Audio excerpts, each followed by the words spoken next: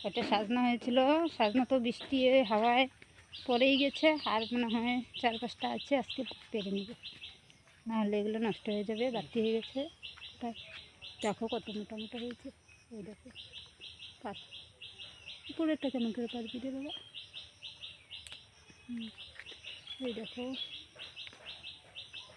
ছোট ছোট গাছে যখন ফল হয় না তখন খুব ভালো লাগে পারতে, হাত দিয়ে পারা যায়, কিন্তু একটা উপরে ওইটা কীভাবে পারবো। এই দেখো মোটামুটি হয়েই যাবে তরকারি, আমরা 3জন লোক তো, মনে করো 4টা আরও হয়েছিল, পড়ে গেছে। ওইটা কীভাবে পারবো, ওই দেখো উপরে একটা ঝুলছে, ওইটা কীভাবে পারবো যে চিন্তা করছি। একটা লাঠি দিয়ে কাঁচি লাগা, লাঠি দিয়ে টান দে ডালটা, গাছটাও চিকন, এটাতে তো উঠাও যাবে না। দেখো দেখো কীরকম বৃষ্টি হয়, আমাদের জমিগুলো দেখো জলে ভর্তি হয়ে গেছে, দেখতে পাচ্ছ। এই দেখো জলও হয়েছে, জঙ্গলও হয়ে গেছে কয়েকদিনের মধ্যেই। এখন নামতে পারি না না পরিষ্কার করার জন্য, দেখো জলে জল হয়ে গেছে। দেখো কিনারগুলো কীরকম বৃষ্টির ধারে ভেঙে যাচ্ছে, দেখছো বাবু। এদিকে না জঙ্গল কেটে কেটে দিবি, না হলে সব মাটি কেটে মানে ধুয়ে নিয়ে যাবে। দেখো কীরকম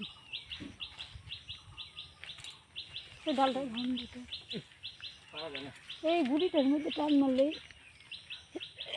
কুটা টানতে লাগবে মনে হয়।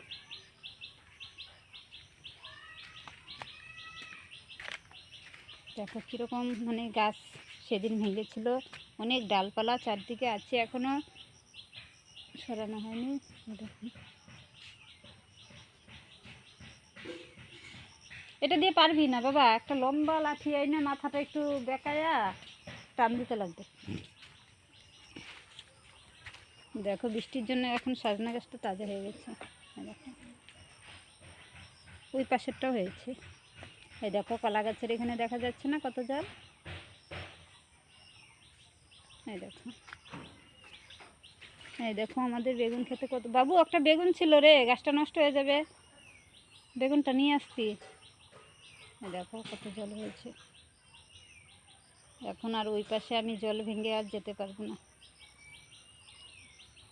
এক তো আমি জোকের ভয় পাই, আর এক হলো এগুলো দেখো কীরকম বৃষ্টির জল।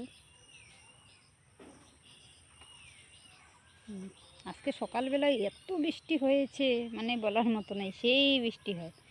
কতদিন তো বৃষ্টি ছিল না, রোদ্রের জন্য খালি বলতাম বৃষ্টি হয় বৃষ্টি হয়, আর এখন বৃষ্টি হচ্ছে, এখন বলি আর ভালো লাগে না, বৃষ্টি রোদ হলেই ভালো। দেখো কোনটা হবে বলো। হ্যাঁ রাতে বৃষ্টি হয়ে দিনে যদি রোদ হয় তাহলে অতটা অসুবিধা হয় না। কীরকম জল দেখো, ওইদিকে ভুট্টাগুলো দেখো কত বড় হয়ে গেছে, সেদিন হাওয়ায় অনেক ভুট্টা পড়ে গেছিলো। দেখো এরকম সময় ভুট্টা করে কেউ, ভালোই হয়েছে ভুট্টাগুলো।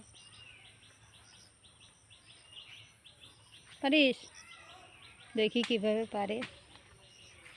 দেখো আমাদের গাছের পেয়ারাগুলো, অনেক পেয়ারা রোদের সময় না পড়ে গেছে ঝরে ঝরে। ওই দেখো আমার ছেলে সাজনা পেরে ফেলেছে কিভাবে, লাঠি দিয়ে গাছে উঠে। এই দেখো হয়ে যাবে 4টে সাজনা।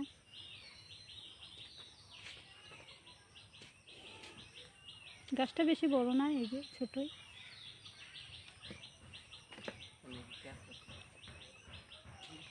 চারদিকে কি জঙ্গল হয়ে গেছে কয়দিনের বৃষ্টিতে, দেখো পরিষ্কার করতে পারছি না, এগুলো রোদ উঠলে আবার পরিষ্কার করতে হবে।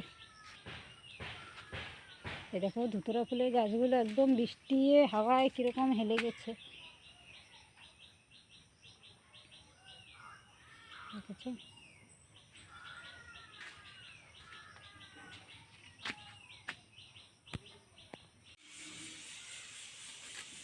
দেখো বন্ধুরা সজনাগুলো ছেড়ে নিয়ে দেখো দেখো আমাকে কাটতে দিচ্ছে না। কি তুই কি এগুলো খাবি নাকি? কিরকম বদমাশি করে, দেখো ওদের জন্য আমি কোনো কাজ ঠিকভাবে করতে পারি না। স্যার স্যার শোনা স্যার, সারাদিন বাড়িতে থাকবে, কোথাও তো যাবেই না, আর এখন কয়দিন থেকে বৃষ্টি, একদমই বেরোতে পারে না, সারাদিনই বাড়িতে, আর এরকমই করে পিছন দিয়ে সবজি পিছন দিয়ে, ও তো ভাত খায়, ভাত খেয়ে থাকে। স্যার খাবি যাবে কিছু তো খাবে না কিছু না। এই দেখো সজনেগুলো কেটে নিচ্ছি আজকে আলু দিয়ে সজনে ডাঁটা দিয়ে আর কচু দিয়ে তরকারি বানাবো। এই যে কচু কেটে মানে কচু আর আলু সেদ্ধ বসিয়ে দিয়েছি, সেদ্ধ করে তরকারি বানাবো। আর সজনেগুলোও দিয়ে দেবো তরকারির মধ্যে। ভেবেছিলাম চচ্চড়ি বানাবো, না চচ্চড়ি অনেক খেয়েছি, এগুলো আর বানাবো না, এগুলো তরকারির মধ্যে দিয়ে দিব। এগুলো না ভীষণ নরম, দেখো একদম মানে খুব কম না, দেখো কত বড় হয়েছে, তাও কিন্তু এখনো মানে বীজ হয়নি বেশি একটা বড়। খুব সুন্দর, খেতেও খুব ভালো লাগে, একদমই নরম। একটু আলগুলো ফেলে তারপরে তরকারিতে দেবো, ছোটো ছোটো করেই দেবো। যখন চচ্চড়ি বানাই তখন না লম্বা লম্বা করে কাটি, এখন ছোটো ছোটো করেই কাটি। সেদিন কচু নিয়ে আসছিলাম, কালকে রাতে বড়া বানিয়েছি, আজকে তরকারি বানাচ্ছি। আর কচু শাকগুলো দেখো এখন মানে কাটবো, কচু শাক বানাবো। একটা গাছেরই দেখো কতগুলো, এগুলো হয়ে যাবে আমাদের তিনজনের, বেশি লাগবে না। কচু শাক খুব ভালো লাগে আমাদের খেতে।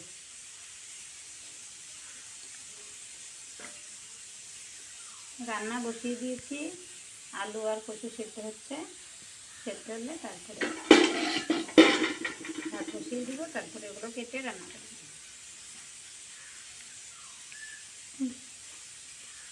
এই দেখো নাইটিটা আমার ছেঁড়া, এটা আমার শুনো ছিঁড়েছে। এই দেখো বন্ধুরা, কচু শাকগুলো কেটে নিচ্ছি। আজকে কচু শাকগুলো বানিয়ে নেব, না হলে না শুকিয়ে যাবে। কালকেও রান্না করিনি, কালকে অনেক কিছু ছিল রান্না করার।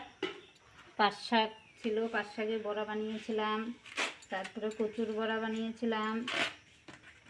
এইসব করতে করতে এগুলো আর করা হয় না, এগুলো শুকিয়ে গেলে তখন আর ভালো লাগে না, তার জন্য ভাবলাম আজকেই করে নিই।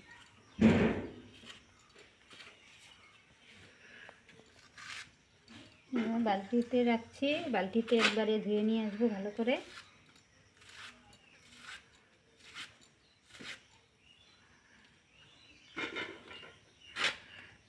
এগুলোকে একটু ফাঁক দিতে হবে।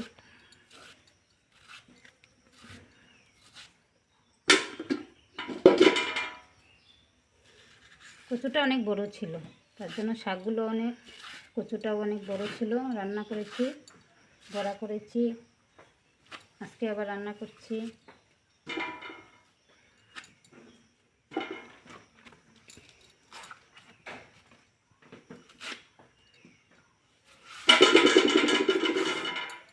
এগুলো রেডি করতে না অনেক টাইম লাগে, কাটতে ধুয়ে রেডি করতে করতেই দেরি হয়ে যায়, তার জন্য না রান্না করতে পারি না। কেউ যদি রেডি করে দেয় তাহলে তাড়াহুড়ো করে রান্না করা যায়, আর কেউ যদি না করে একা একা করতে করতে এসব না ভীষণ টাইম লাগে।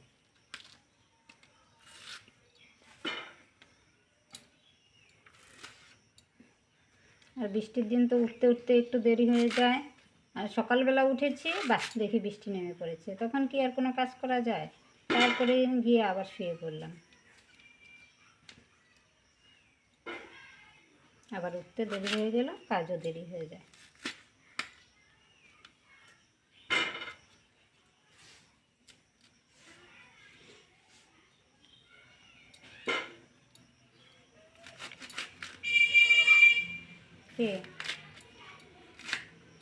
ওরা ভাত খাবে, ভাতের জন্য কান্না করছে।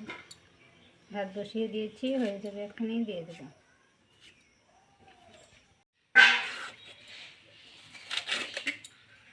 এই দেখো বন্ধুরা, আমার কচু শাক কাটা হয়ে গেছে। দেখো আর অল্প আছে, যতটুকু কাটলে হয়ে যাবে। আজকে কচু শাক বানাবো, কচু শাক খেতে ভীষণ ভালো লাগে। আর কি, ভিডিওটা ভালো লাগলে একটি লাইক কমেন্ট করে দিও। আর যারা আমার চ্যানেলে পুরনো তাদের তো জানাই অসংখ্য ভালোবাসা, আর যারা আমার চ্যানেলে নতুন এসেছো তাদেরও জানাই অনেক অনেক ভালোবাসা। তোমরা সবাই সবার পাশে থেকো, আমিও তোমাদের পাশে আছি। আর আজকে আর কিছু বলবো না, সবাই ভালো থেকো, সুস্থ থেকো।